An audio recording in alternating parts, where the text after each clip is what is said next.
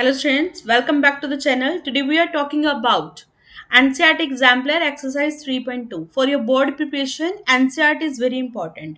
आप अगर अपनी बोर्ड क्लास 10th की प्रिपरेशन कर रहे हो तो सबसे अच्छा है कि आप पहले एनसीईआरटी को कवर करो और उसके बाद it's must to cover NCERT exemplar. आप एनसीईआरटी एग्जाम्पलर को छोड़ नहीं सकते. आप देखेंगे उसमें बिल्कुल डिफरेंट टाइप ऑफ क्वेश्चंस हैं और वो जो आपके बोर्ड एग्जाम के लिए बहुत इंपॉर्टेंट है. So we are doing the latest syllabus और our all the content that is on the latest syllabus 2023-24 के जो हमारा पैटर्न है, सिलेबस है, न्यू सिलेबस जो है उसके अकॉर्डिंग हमने पूरा सेट किया हुआ है. You will find previous year questions also. That is here we find MCQs के साथ साथ आप करेंगे very short question answer. We will do short question answer, long question answer, assertion reason and case study questions. Okay, so here this will be our target and let's continue our first question, that is do the following pair of linear equation have a no solution. देखो सबसे पहले concept को समझ लेते हैं. Concept अगर clear होगा you will find it very easy. तो बेटा जब भी दो इक्वेशंस आएंगी we will write it in the form of a1x plus b1y plus में c1 इक्वल टू जीरो. हम हर इक्वेशन को किसकी फॉर्म में लिखेंगे? इस फॉर्म में लिखेंगे. सेकंड इक्वेशन लिखेंगे a2x प्लस में b2y प्लस में c2 इक्वल टू जीरो की फॉर्म में. राइट. अब जब मैम दो इक्वेशन है तो इन दोनों इक्वेशंस को हम कैसे रिप्रेजेंट करें, हम कैसे उसको देख सकते हैं? तो देखो बेटा ऐसा हो सकता है कि वो इंटरसेक्ट करे, दैट विल इंटरसेक्ट, है ना. ऐसा हो सकता है कि एक के ऊपर दूसरी लाइन आ जाए. ऐसा भी हो सकता है कि एक लाइन दूसरे के क्या हो, पैरेलल. ठीक है. अब अगर आपके पास इंटरसेक्टिंग लाइन है, इंटरसेक्टिंग लाइन, तो आप समझ लीजिए कि सॉल्यूशन यूनिक सॉल्यूशंस है. कैसे सॉल्यूशंस मिलेंगे? यूनिक. यूनिक मैम एक ही तो मिलेगा, जहां ही कट हो रहा है वहां एक ही तो मिलेगा. वन सॉल्यूशन यूनिक सॉल्यूशन, बात बराबर है. साथ में आप ये भी कहें कि जब भी सॉल्यूशंस मिलते हैं तो हम बोलते हैं उनको कंसिस्टेंट. ये 3 पॉइंट आपको याद रखने हैं. इंटरसेक्टिंग लाइंस है तो यूनिक सॉल्यूशन है तो आप बोलेंगे कंसिस्टेंट. ठीक है. Right. Now come to the next year. If we are talking about one line on other that is called coincident. अगर एक के ऊपर एक, को मतलब कॉमन, इंसिडेंट हो रहा है ना, एक के ऊपर एक ही आ रहा है तो इट मीन्स यहाँ पर कोइंसिडेंट लाइन है. और कोइंसिडेंट लाइन में हम क्या कहते हैं, ध्यान से समझो कि इनफाइनाइट मैनी सॉल्यूशंस होते हैं. बहुत मैम कितनी बार इंटरसेक्ट कर रहा है बेटा, यहाँ भी कर रहा है, यहाँ भी कर रहा है, यहाँ भी कर रहा है, मुझे भी नहीं पता कितनी बार कर रहा है, तो करता ही जा रहा है. तो इनफाइनाइट मैनी सॉल्यूशंस, क्या बोलेंगे इसको? Infinite many solutions. और यहाँ पर सॉल्यूशंस आ रहे हैं तो इनको बोलेंगे कंसिस्टेंट. सॉल्यूशन आ रहे हैं तो क्या बोलेंगे? Consistent. Now we are talking about this parallel line. तो पैरेलल लाइन अगर हम बात करें, पैरेलल लाइन, तो पैरेलल लाइन में क्या वो इंटरसेक्ट कर रहा है? नहीं. अगर इंटरसेक्ट नहीं कर रहा तो नो सॉल्यूशन.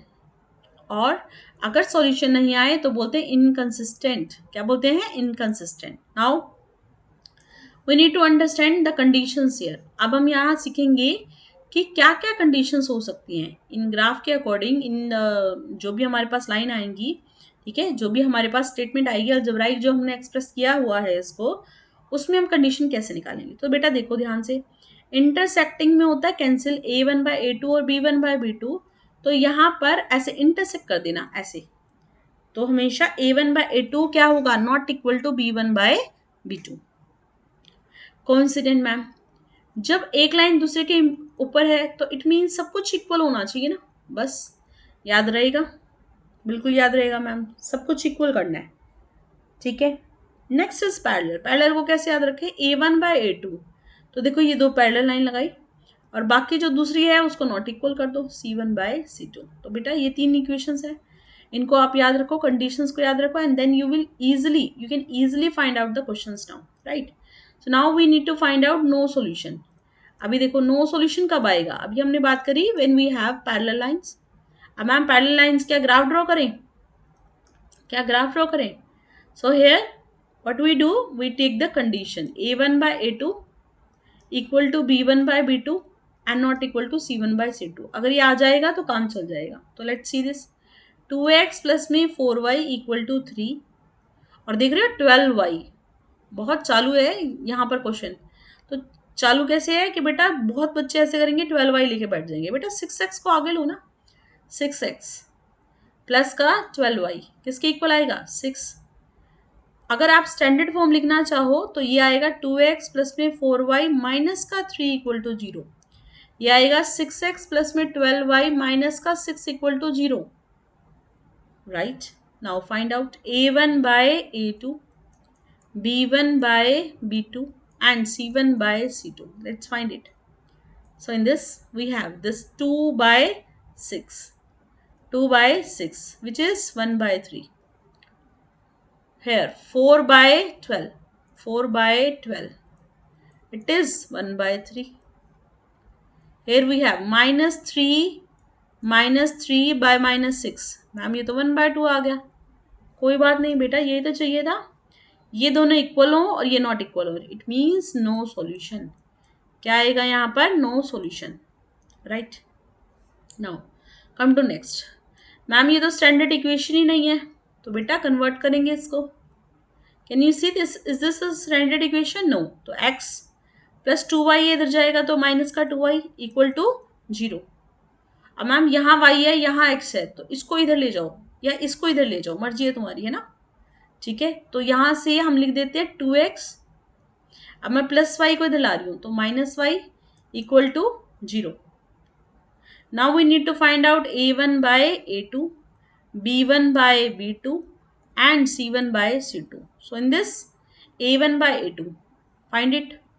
ये देखो ये 1 है ये 2 है, तो 1 by 2, 1 by 2। b1 by b2, b1 by b2 कैसे निकालेंगे यहाँ पर, find it. b1 by b2 ये आएगा माइनस का 2 और माइनस का 1, माइनस 2 by माइनस 1, ये आएगा माइनस 2 by 1। तो बेटा आगे करने की जरूरत ही नहीं है। a1 by a2 is not equal to b1 by b2, a1 by a2 is not equal to b1 by b2। First two unequal, unequal है तो कट रहे हैं, तो इसका मतलब क्या आएगा, इंटरसेक्टिंग लाइंस। कौन सी लाइंस होंगी, इंटरसेक्टिंग लाइंस। ठीक है, hope this is clear to you. Now the next is here 3x plus y minus 3 equal to 0 and we have 2x plus में 2 by 3y minus 2 equal to 0। Standard form में लिखा करो बेटा ताकि आपका question बिल्कुल ठीक बने। ठीक है, so how to do it ma'am, हम फाइंड आउट करेंगे a1 by a2, we will find out here b1 by b2, we will find here c1 by c2। so in this case we find this, देखो 3 by 2 आ गया बिल्कुल। ये 1 है ये 2 by 3 है, तो 1 को किससे डिवाइड कर रहे हैं, 2 by 3 से। 1 को डिवाइड कर रहे हैं 2 by 3 से, तो उल्टा हो जाएगा ना, तो क्या आएगा 3 by 2। अब c1 by c2 भी चेक करो, माइनस का 3 और माइनस का 2 ये कैंसिल हो गया और ये भी क्या हो गया 3 by 2, 3 by 2, 3 by 2। It means we से a1 by a2 is equal to b1 by b2 but not equal to c1। okay, that is also, sorry, this is also c1 by c2। it means infinite many solution। ठीक है, तो how we find, यहाँ पर कौन सी ऐसी equation थी जो no solution दे रही थी, first equation, others that is the same. Now question number 2, do the following equation represent a pair of equation. Coincident line दिखानी है बेटा। कोइंसिडेंट मतलब मैम एक के ऊपर एक, मतलब एक, आप यही लगा लो मैम, सेम ही समझो। तो a1 by a2 अगर इक्वल आ जाए b1 by b2 इक्वल आ जाए किसके, c1 by c2 के। What do we say, that they are coincident. So let's take first one first. 3x plus 1 by 7y is equal to 3। तो equal to 3 की जगह minus का 3 ले लेते हैं बेटा, इक्वल टू 0। ये प्लस का 3 है ना, इसको इधर ले आते हैं। Right, second is 7x plus में 3y, प्लस का 7 है, इधर जाकर क्या हो जाएगा माइनस का 7। Now we need to find a1 by a2, b1 by b2 and here c1 by c2। so in this we have 3 and here 7, तो 3 by 7। 1 by 7 को 3 से डिवाइड करो मैम, 1 by 7 को 3 से डिवाइड, है ना, 3 से डिवाइड। तो बेटा उल्टा करोगे तो क्या हो जाएगा, मल्टीप्लाई, मल्टीप्लाई, है ना, 1 by 3। ठीक है, समझ में आ रहा है आपको। यहाँ से अगर आप चेक करो तो 1 by 21 आ गया। c1 by c2 निकालो, minus 3 by minus 7, minus 3 by minus 7। यहाँ करने की जरूरत ही नहीं है क्योंकि यहाँ पर देखो नॉट इक्वल आ रहा है। ठीक है, करना चाहो तो कर दो. This a1/a2 is not equal to b1/b2. ये तो किसका केस था? इंटरसेक्टिंग का केस था. कौन सा केस था? Intersecting. Now -2x - 3y is equal to 1. 6y plus में 4x इज इक्वल टू -2. बहुत बच्चे गलती करते हैं बेटा. First point is what? To write it in standard form. पहले x दिखना चाहिए, फिर y दिखना चाहिए, फिर कांस्टेंट. x दिखना चाहिए ना, तो x को लिखो आगे. फिर y दिखना चाहिए 6y. -2 आगे आएगा तो प्लस का 2 equal to 0. Now here this is first equation, this is second. We need to find a1 by a2, b1 by b2 and c1 by c2. So in this we have -2. This is 4. तो -2/4 कर देते हैं. b1/b2 -3/6 कर देते हैं. c1/c2 -1/2 कर देते हैं. ठीक है. So it is equal to -1/2. This is equal to -1/2 and this is equal to -1/2. तीनों टर्म्स क्या आ रही हैं? इक्वल. तीनों टर्म्स अगर इक्वल आ रही हैं तो हम कहते हैं कौन सा होता है? Coincident line. ठीक है. कोइंसिडेंट लाइन मतलब क्या? Infinite many solutions. Right. So this second part is true. Now let's write x/2 plus y plus 2/5. Fractions को देख के घबरा मत जाना. क्वेश्चन वही है. आप देखते हो क्वेश्चन को जब हम सॉल्व करते हैं तो सेम पैटर्न पे ही चलता है सब कुछ. बस आइडिया लेना होता है. You need to make your basic strong. So in this a1/2. अब बच्चे गलती करेंगे 2 लिख देंगे. बेटा देखो यहाँ है 1, यहाँ है 2. तो x को अगर छोड़ेंगे तो क्या बन रहा है? 1/2 बन रहा है ना. x को अगर छोड़ेंगे तो 1/2 बन रहा है. तो यहाँ आ गया 1/2. ठीक है. ठीक है. डिवाइड बाय a2 बोलो कितना है? 4. तो 1/2 डिवाइड बाय 4 है ना. उल्टा करो, मल्टीप्लाई 1/4 तो कितना आ गया? 1/8. सेम b1/b2 निकालते हैं. b1 क्या है यहाँ पर? 1. ये कितना है? 8. तो आंसर क्या आ गया? 1/8. c1/c2 this is equal to, ये है 2/5, ये है 5/16. सो 2/5 and divide by 5/16. So it is 2/5. Divide है, उल्टा हो जाएगा 16 divide by 5. So it is here 32 divided by 25. 5 5 is 25. Right? Okay, got it. तो इस तरह से हमने क्वेश्चन को सॉल्व किया. तो here what do we say? कि ये दोनों इक्वल है या अनइक्वल है मैम. तो पैरेलल लाइन हो गई है, तो ये जस्टिफाई यहाँ पर हमने कर दिया.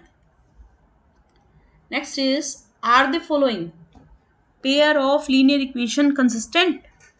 आपको ये बताना है कि जो ये लीनियर इक्वेशंस हैं क्या वो कंसिस्टेंट है. Are they consistent? So when we say consistent, कब कहते हैं equations consistent होती हैं बेटा? When we have intersecting line, when we have intersecting line plus with this we have coincident line. अगर ये दोनों चीजें हैं ना, ठीक है, coincident line, तो हम कहते हैं कि लाइन्स कैसी होंगी? consistent. ठीक है. Let's check this. Condition satisfy होती है नहीं. -3x - 4y equal to 12. We have 4y plus 3x equal to 12. ठीक है. तो जैसे क्वेश्चन आता है you need to be alert.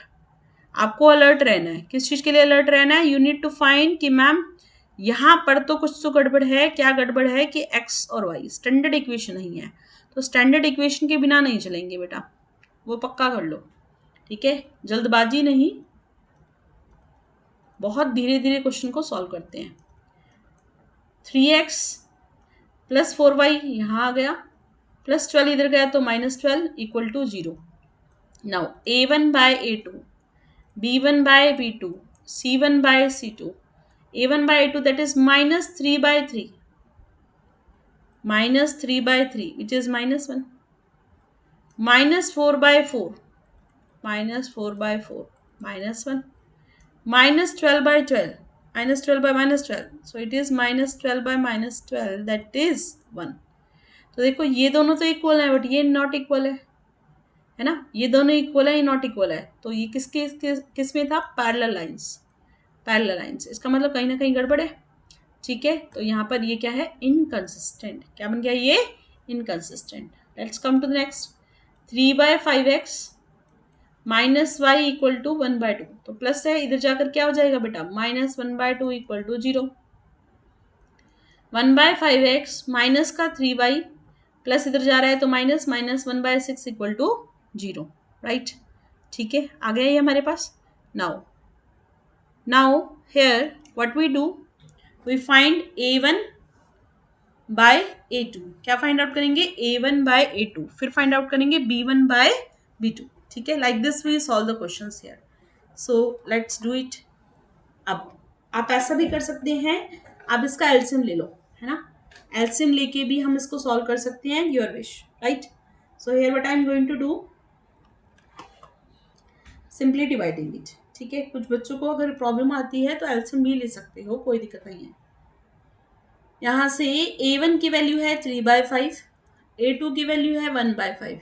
ठीक है, b1 की वैल्यू है -1, b2 की वैल्यू है बेटा -3, c1 की वैल्यू है यहाँ पर -1/2 और c2 की वैल्यू है यहाँ पर -1/6। ठीक है, राइट। अब डिवाइड करो, divide them this by this. देखो 3/5 को डिवाइड किया 1/5 से तो उल्टा हो जाएगा ना, 1/5 से उल्टा हो जाएगा 5/5 and this is 3। Got it. Now this is b1 by b2, तो b1 को b2 से क्या किया, divide, -1 by -3, this is equal to 1/3। बस आगे करने की जरूरत ही नहीं है ना। क्या लिखेंगे, a1 by a2 not equal to b1 by b2 implies, कैसी लाइन है, इंटरसेक्टिंग लाइन, इंटरसेक्टिंग। ठीक है, ठीक है, intersecting means consistent. Now the next which is totally different, बिल्कुल अलग दिखाई दे रहा है बट करना वही है। 2ax प्लस में by equals to a, 4ax plus में 2by इक्वल्स टू माइनस का 2a इक्वल टू 0। अब ये देखो प्लस का ही है, इधर जाके माइनस a, तो 2ax प्लस by माइनस का a equal to 0। This is here 4ax plus में 2by माइनस का 2a इक्वल टू 0। ठीक है, ठीक है, तो यहाँ से क्या करो, सॉल्व करो। कैसे सॉल्व करेंगे, डिवाइड करते हैं, a1 by a2, b1 by b2 and c1 by c2। so this is here 2a divided by 4a, divide these also, b divided by 2b, c1 by c2, divide this also, minus a divided by minus का 2a। तो देखो बेटा cancel करो, 1/2 आ गया, b से भी cancel, 1/2 आ गया, a से a कैंसिल, नेगेटिव से नेगेटिव, तो ये आ गया 1/2। तो सारी वैल्यूज इक्वल है, सारी वैल्यूज क्या है, इक्वल। तो a1 by a2 equal to b1 by b2 equal to c1 by c2, है ना। तीनों इक्वल है तो इसको बोलते हैं infinite many solution, infinite many solution. और हमने कहा था जब इनफाइनाइट मैनी सॉल्यूशन हो तो हम बोल देते हैं उनको कंसिस्टेंट। क्या बोल देते हैं, कंसिस्टेंट। ठीक है, now the next is x plus 3y equals to 11। तो प्लस 11 इधर गया तो -11। यहाँ से देखो मल्टीप्लाई करते हैं बेटा, 2 को 2 से करो कितना आएगा, 4x, 2 को 6 से करो, 6 2 जा कितना आएगा, 12y, राइट। और प्लस 22 इधर ले आते हैं, -22 इक्वल टू 0। डिवाइड करना आता ही है हमारे को, a1 by a2, b1 by b2 and c1 by c2। तो a1 by a2 that is 1/4, b1 by b2 3/12।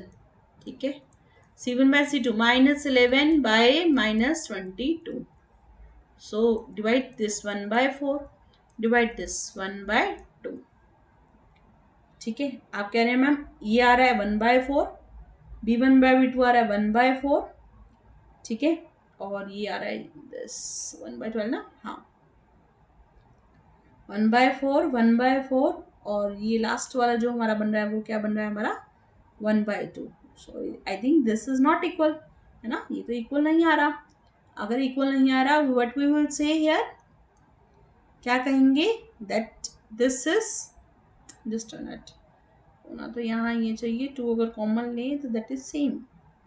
क्या गलती हुई है, ओके, हाँ बिल्कुल ठीक है, कोई दिक्कत ही नहीं है। ठीक है, तो ये नॉट इक्वल आ रहा है। अगर ये दो इक्वल है, नॉट इक्वल है, तो इसको कहेंगे नो सॉल्यूशन। क्या बोलेंगे, नो सॉल्यूशन। ठीक है, क्योंकि लास्ट में 2 से मल्टीप्लाई नहीं हो ना बेटा, तो तब हमारा चेंज हो गया यहाँ पर, अदरवाइज ये बन जाता। ठीक है, now we are having this next question. See this one, a very good question, बहुत अच्छा क्वेश्चन है, समझो इसको। For a pair of linear equation lambda x plus 3y equal to -7 and 2x plus में 6y equal to 14, we need to find infinitely many solutions. Infinite many solutions निकालने हैं, ठीक है। अब देखो ये हमारा फर्स्ट है, ये हमारा सेकेंड है, ठीक है। अब डिवाइड कर देते हैं। इनफाइनाइट का मतलब होता है ma'am a1/a2 equal to b1/b2 equal to c1/c2, ठीक है। a1 lambda, a2 2, b1 3, b2 6, ठीक है बेटा। c1 यहाँ से देखो -7 इधर गया तो +7, +14 इधर गया तो -14। अब we need to find lambda ना, लैम्डा की वैल्यू निकालनी है, तो पहले यहाँ से निकालते हैं फिर इन दोनों को लेंगे। अब देखो आप कह रहे हो λ/2 इक्वल है 3/6 के, तो 2 इधर भेजो या ये 1/2 कर लेते हैं, तो लैम्डा इक्वल टू 2/2 कैंसिल हो गया और 1 आ गया, लैम्डा वैल्यू आ गई 1। दूसरा चेक करो λ/2 इक्वल टू यहाँ आएगा 7/-14। अब डिवाइड करोगे तो -1/2, 2 से 2 कैंसिल, लैम्डा की वैल्यू आ गई बेटा -1। एक तरफ कह रहे हो मैम 1, दूसरी तरफ कह रहे हो -1, so it's not possible, possible ही नहीं है ना। तो इसने कहा lambda should be 1। Is it true? क्या ये ठीक है? तो लैम्डा इक्वल टू -1 पर तो यूनिक सॉल्यूशन आ ही नहीं रहा मैम, है ना, does not have a unique solution. So for this हमारे पास लैम्डा 1 भी आ रहा है, ये भी आ रहा है, तो नो वैल्यू ऑफ लैम्डा, कोई भी वैल्यू नहीं होगी लैम्डा की जिस पर क्या करेगा ये इनफाइनाइट मैनी सॉल्यूशंस देगा, ठीक है। फर्स्ट 2 हम यहाँ पर ले लेंगे, ठीक है। You can check that also, last वाली वैल्यूज को अगर चेक करो तो ये आ रहा था हमारा -1/2 और इसको चेक करके 1/2, तो 1/2 नॉट इक्वल टू -1/2 तो हो ही नहीं सकता, इक्वल ही नहीं हो सकता बेटा, इट्स नॉट पॉसिबल, ठीक है। नेक्स्ट क्वेश्चन, नेक्स्ट क्वेश्चन देखिए। Here, for all real values of C, the pair of equations, these two equations are given that have unique solution. आपको बताना है कि इसके क्या होंगे यूनिक सॉल्यूशन। अब ये यूनिक सॉल्यूशन के लिए क्या करें, ये जो यूनिक सॉल्यूशन है उसके लिए क्या करें। For unique solution we need to take a1/a2 not equal to b1/b2 for all real C। क्या सब C के वैल्यू के लिए ये यूनिक सॉल्यूशन देगा? क्वेश्चन में ही पूछा हुआ है whether it is true or false. So let's solve this. We have x minus 2y equals to 8. X minus 2y minus 8 equal to 0. 5x minus 10y plus का c है, इधर जाएगा minus का c इक्वल टू 0, ठीक है। First we need to find out the values a1/a2 b1/b2, काम ही इनके ऊपर करना है बेटा, ठीक है। ये आ गया, तो इसको डिवाइड करो 1/5, इसको डिवाइड करो -2/-10, इसको डिवाइड करते हैं -8/c। So now here what we can do, -2 by this -6 -c, बिल्कुल। अब आप चेक करो 1/5 a1/a2 b1/b2 that is also 1/5, इसमें तो कोई प्रॉब्लम नहीं है, 1/5 1/5, ठीक है। अब now I am taking equal to c1/c2। अब अगर आप खुद सोचो वैसे तो कि a1/a2 we are saying equal to b1/b2, दोनों वैल्यू सेम हो गई, ये भी 1/5 मैम, ये भी 1/5, तो रेशियो यहाँ पर अगर c 40 हो जाए, सोचो अगर 40 हो जाए, c इक्वल टू 40 हो जाए, c इक्वल टू 40, ठीक है, तो the system of equation does not have a unique solution, ठीक है। वैसे तो यूनिक सॉल्यूशन बनेगा ही नहीं, 1/5 पर तो हम कह रहे हैं इंटरसेक्टिंग लाइन बन ही नहीं सकती मैम, ठीक है। बट अगर हम दूसरी बात करें कि अगर ये कॉन्स्टेंट है या नहीं है, तो for that we need c equal to 40, c को 40 कर दो, c को 40 करते ही हमारा काम बन जाएगा, हमारा काम बन जाएगा। कहते हैं c इक्वल टू 40 होते ही क्या हो जाएगा infinite, but c equal to 40 at this value the system equation does not have unique solution, does not have unique solution, ठीक है। क्योंकि तब यहाँ पर c इक्वल टू 40 है तो क्या हो जाएगा, इनफाइनाइट मैनी सॉल्यूशंस। कैसे सॉल्यूशंस है, इनफाइनाइट मैनी सॉल्यूशन, बहुत सारे सॉल्यूशंस बनेंगे यहाँ पर, ठीक है। Now take this next one is here. It's very good question here. The line represent by x equal to 7, आपको रिप्रेजेंट करना है x इक्वल टू 7। देखो पहले आप ले लेते हैं x एक्सिस, दूसरा आप ले लेते हैं y एक्सिस, x एक्सिस और y एक्सिस। दिस इज 0 1 2 3 4 5 6 7, ठीक है, ये आ गया 1 2 3 4 5 6 7, ठीक है, ये आ गया। अब क्या कहा गया, y x को 7 लेना है, x को क्या लेना है 7। देखो 1 2 3 4 5 7 यहाँ लेना है। तो मैम ये तो पॉइंट आया, यहाँ भी तो x 7 है, यहाँ भी तो x 7 है, यहाँ भी x 7 है, तो इन सब पॉइंट्स को जब मिलाएंगे you will get a line, है ना, एक लाइन मिल जाएगी, ये लाइन मिल गई। अब आप मुझे बताओ यहाँ पर x 7 है, बिल्कुल ma'am. Is it parallel to x axis, ये तो y एक्सिस है। The line x equal to 7 is not parallel, not parallel to not parallel to x axis, right, it's parallel to y axis। आप ध्यान से check करो, it is parallel to y axis, है ना, parallel y axis के। अच्छा एक और चीज, क्या ये परपेंडिकुलर है, बिल्कुल, it is perpendicular, perpendicular to x axis, x axis के परपेंडिकुलर जरूर है, ठीक है, ये देखो 90 डिग्री बन रहा है यहाँ पर, ठीक है। So I think this is clear to you. Hope you all are revising your work. अपने बोर्ड की प्रिपरेशन के लिए आप अच्छे से रिवाइज करते रहिए, ऐसे ही हार्ड वर्क करते रहिए। हार्ड वर्क से जरूर सक्सेस मिलती है, आज नहीं तो कल, right. Thank you, share, like and subscribe the channel, right. Thank you, bye.